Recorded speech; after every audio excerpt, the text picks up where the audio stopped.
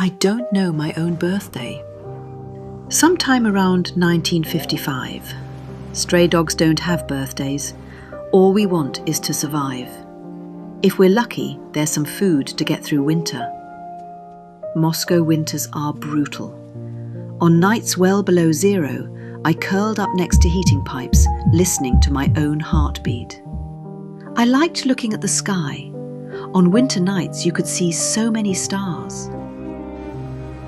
One day in 1956, I was caught. Strangers drove trucks collecting strays off the streets. They gave me a bath, fed me real meat, and gave me a name, Laika. In Russian it means, the little one who barks. There was a young engineer. Every time he passed my cage, he'd secretly slip me a piece of bread. His hands were so warm. More than 60 years have passed. I still remember the warmth of his palms. Later I understood this was a Soviet Space Research Institute. They were doing something no one had ever done before, sending life into space. Among all the candidate dogs, they chose me. Because I was gentle, I'd eat anything and I could adapt to anywhere. That's the advantage of being a stray. November 2nd, 1957, the last night before launch. There was a doctor named Yazdovsky. He did something against the rules. He took me home. That was the happiest night of my life. I rolled around on the carpet. The children laughed and held me. I fell asleep by the warm fireplace. For the first time, I knew what home feels like.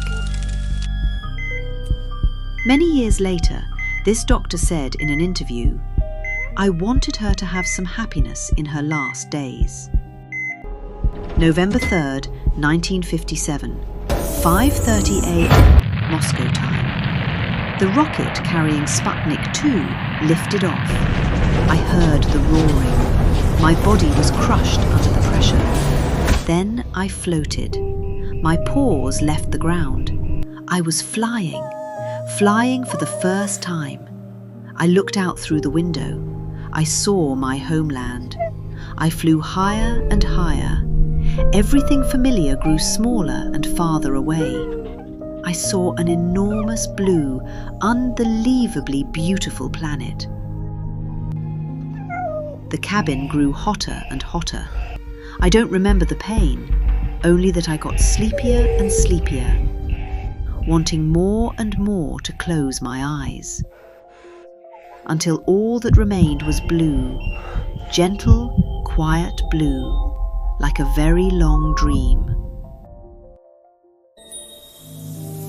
When I opened my eyes again, my body felt so light, as if I were flying through the sky or running across the ground.